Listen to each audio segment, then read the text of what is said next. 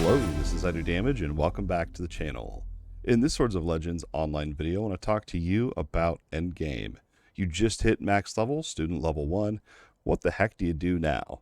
First of all, you want to make sure you go ahead and continue finishing those quests and those tutorial missions within the cultivation menu. Just because you hit max level, there's still loads of quests to get done. Once you've finished all of those one-time quests and you're into the point where you want to grind your daily and weekly and figure out what your checklist should be, this is the video for you. Once you've unlocked Endgame, there's so many different options you can do. You have PvE, PvP, and you also have leisure activities. And every day there's different stuff to do. There's a lot of stuff to do in the end game, but the intention of this video is to focus primarily on what you should be focusing on to increase your gear and make your character as strong as possible. I hope this video will help you out. I will have the timestamps down below in the description for your convenience. Now let's go ahead and talk Swords of Legends Online. The first thing I want to talk about is the PvE content and what to do each week and each day. Number one priority for you should be getting those mysterious parchments. What this is you know that pet that you got very early on that you didn't know what to do. You know that you're supposed to be feeding the pet to be getting your soul chi, right? But what is that used for? That is used in correlation with these parchments that you will obtain throughout the end game. So when you get your parchments through pretty much any means, you're going to get a lot while you're questing and progressing through the game. You'll get a lot of those pages that I just showed you. But when you're in the end game, you're going to be getting these mysterious parchment current. This is basically a box that then has 12 of those parchment level 60s inside of them. So one box has 12. You can get up to 14 of these boxes per week. This is only day 2 of the reset, and I already have 12 out of the 14 that you can see right there. But yeah, there's many different ways to get this. Just keep in mind that that is the number one thing that you should be doing to get level 60 PvE gear through your pet crafting tab. This isn't really crafting. Think of it more as a endgame vendor. When you're picking out your gear, just make sure you're picking the right one for your spec and your build. There's different types of gear in here that you can choose from. So that is going to be your mysterious parchments, and that should be your number one priority every single week. I think I emphasized how important that is. Let's go ahead and talk about the cultivation menu. And really, once you log in, this is usually my first thing I do is I hop over here, get my login bonuses each day if I haven't already got them from staying up super late the night before. And then I come over here and check out my cultivation tutorial tab. When you very first log in, this window right here will actually show you usually two different things you can do for the PvE part of the game. There is a random dungeon finder, and you'll be able to click on matchmake there, and it'll put you straight into the matchmaking feature of the game. And then there's usually one or two other things you can do here that will reward those parchment boxes that we talked about earlier. Next, I usually come up here and I check on the cultivation tab and come over to events calendar just to kind of see what's going on for that day. You can see tonight we're going to have Land of Emerald Clouds tonight at 6 around when the stream starts. I guess we'll be checking that out tonight. And we also have the Dragon Song Battle, which only lasts for an hour. We'll have to check that out. I'm not sure what that is. But yeah, each day is different stuff. Some of these leisure events are pretty cool too. I haven't got to the point of like setting reminders or anything for when these are happening. It's just if I'm on and happen to see it, I'll go ahead and join in. But that's how you check out what's going on there. Once you've completed your random dungeon for the day, it's one random dungeon. It'll pick out of your 5 dungeons, and it's a normal mode. These normal mode dungeons, there's 5, and they have a daily lockout. So these green dungeons over here are normal mode that reset daily. These drop level 50 gear. The blue dungeons that are weekly are hard mode dungeons, and they're quite the challenge. These drop level 60 gear. So I usually go in and make sure I get each one of these done. You literally just click on the dungeon that you want to do. You click on participate via matchmaking. You can pick your difficulty you want here, normal or hard, and you just click personal matchmaking, and that'll put you into the queue. You can pick your role and all that stuff. You can also queue up for multiple instances at the same time. So just queue up for all of them and see which one you get so you don't sit there waiting around. So if you're wondering, normal difficulty does recommend level 45 gear. If you don't quite have that yet, continue doing the quest that I talked about at the very beginning of this video.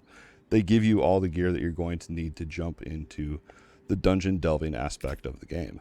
So once you've gone through and you've completed each of these dungeons, you will be on to the next part of your dailies. But what's really important about doing these dungeons each day is that you're going to be getting these PvE Sealstone rank 1s, which are used to upgrade to your rank 2, which those rank 2 Sealstones are used to upgrade your gear. I have a video on that. You can check it out after this one. It will be down in the comments as well as in the description. That's pretty much it for dungeons. Once you've gotten the gear and you feel like you're brave enough to take on these hard mode dungeons, good luck. I've done a few random groups, pickup groups, and yeah, they have not gone well. I think they're a real challenge, but if you find the right group that you can play with, and I think you can get them done. It's just this early on, people aren't quite geared yet to really just smash through it. But you can also make pre-made groups and sign up here and do all that stuff. It's really, the game has just everything you would expect from an MMO. But yeah, that's your weekly and daily dungeons. So we talked about the weekly cap of the mysterious parchments. There's one other PvE weekly cap that you should be aware of. And this is your Cloud Rider command tokens. You can get up to 50,000 of these per week. They really are pretty easy to get and to cap out on. But these are actually used at one of the main PvE vendors. You use these Cloud Rider command tokens here at the Kin League Merchant. They are pretty much what's important here to power up your character is these talismans. This is the enchanting part of the game. You can go into your gear, like if you're trying to plan out what enchants you want to put on your gear. This is a really cool tip. You can click on this and it will actually show you down here what talismans you can use for each item slot. So I can see all the weapon enchants, headgear, and so on. And on top of it, if you hold down Alt on these, it will tell you where to buy that talisman. Super cool tip, and this will help you out with upgrading your gear. These are important because these have a weekly cap. These Cloud Rider tokens actually have a cap.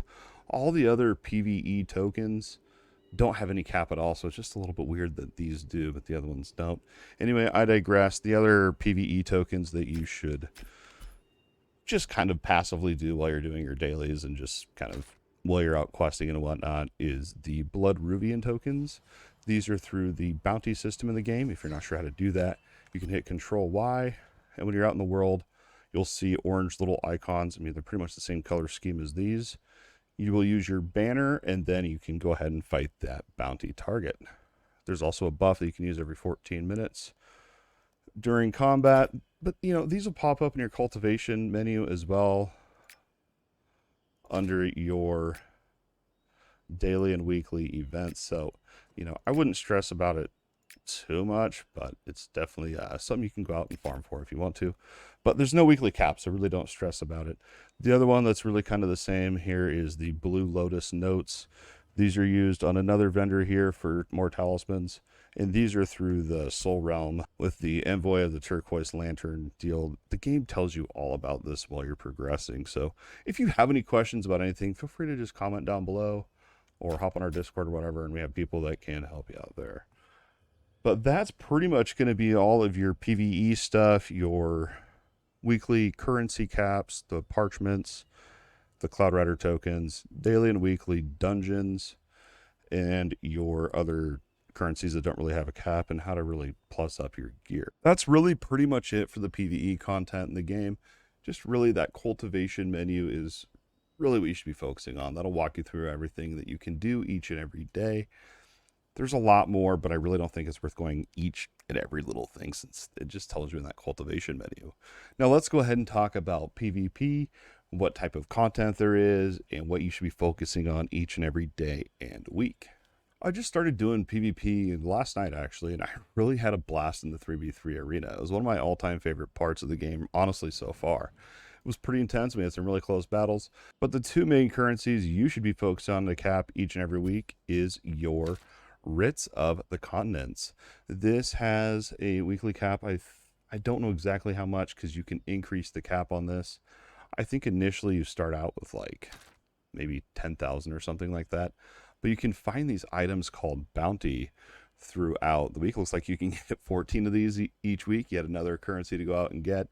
But what these are is you can use this item and it'll increase the amount of writs you can get for that week by 300. That's why I have a little bit more there for my weekly cap. But you want to make sure you're getting your Writ of the Continents every single week. And the best way to do that is through the PvP content that I will talk about next. The other PvP currency that is really, I would argue, way more valuable is the red maple seal. And the reason this is more valuable is because the weekly cap is extremely low. Now, the red maple seal is used over here at the Garden of Blades trader. You have two different options when you come to this vendor. The first one will use writs, which will actually make each item cost less of those red maple seals. Or you can come down here and do without the writ of the continents, which will actually just make everything cost more of the red maple seals. Hopefully that made sense. So we're just going to go ahead and look at the first tab here. Each item on this vendor, you can see, requires a certain rank from the 3v3 arena.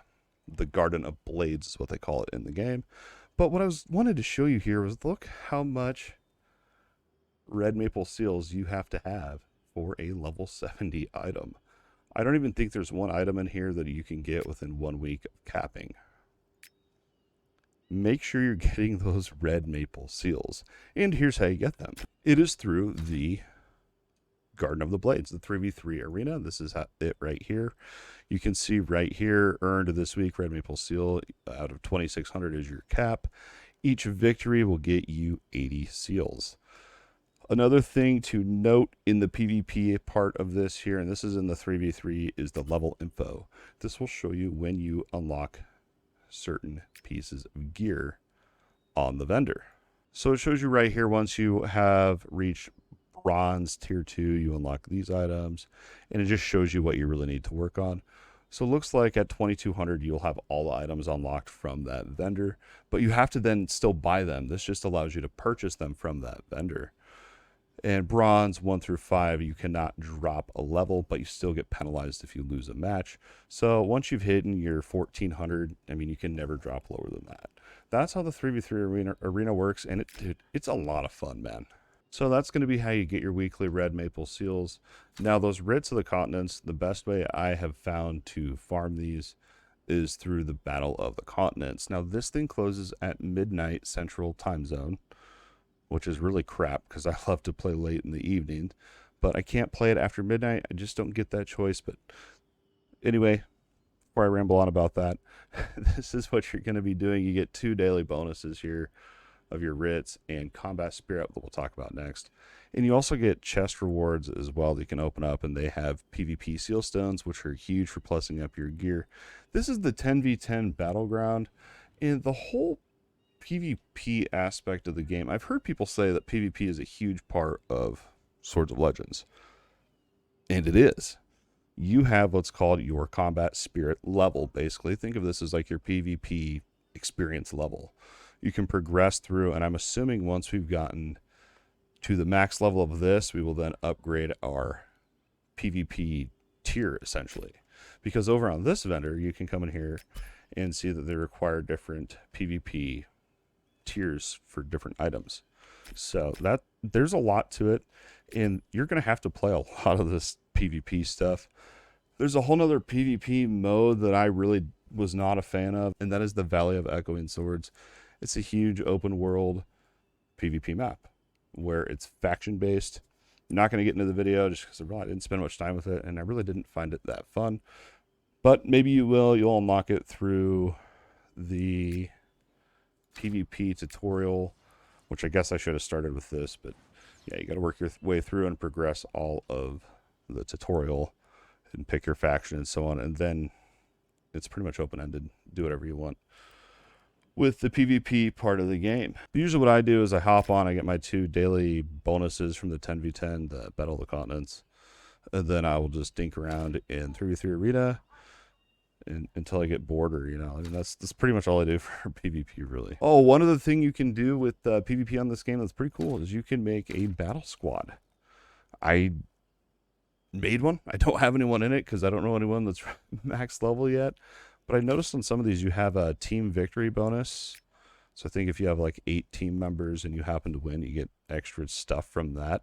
And there's also rankings for the battle squads. So if you got a bunch of buddies you're playing with, that's definitely something to check out and consider. We do have a guild in the game called the DMGCREW. If you want to be a part of it, make sure you just search it and apply. We're on the NA server.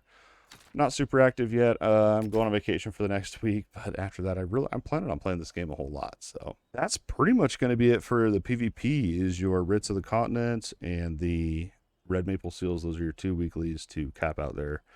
And then, of course, your Battle Spirit to continue progressing your battle rank. It's a huge part of the game, and there's a lot to play.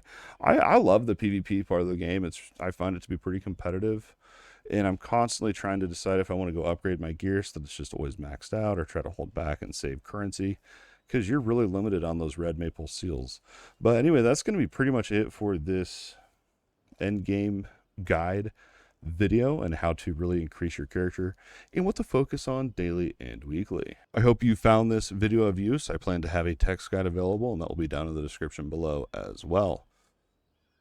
There's a lot to this game, and I've had so much fun sitting down and just really figuring it all out and making this video so that I can go back and remind myself what the heck to do every single day and every single week on Swords of Legends Online. Let me know down in the comments if you're playing the game, what you're playing, are you enjoying it? Did I miss something here that I can do to make my character even stronger, a whole nother part of the game or something? Or is this really it? And it's still a lot of stuff to do. Anyway, I hope you found this video of value. If so, don't forget to like, subscribe, and ring that bell to get notified when I go live, primarily on Fridays and Saturdays, and when I post new videos. Your view means the absolute world to me, and thank you so much for your continued support. As always, thanks for watching, and we'll see you next time.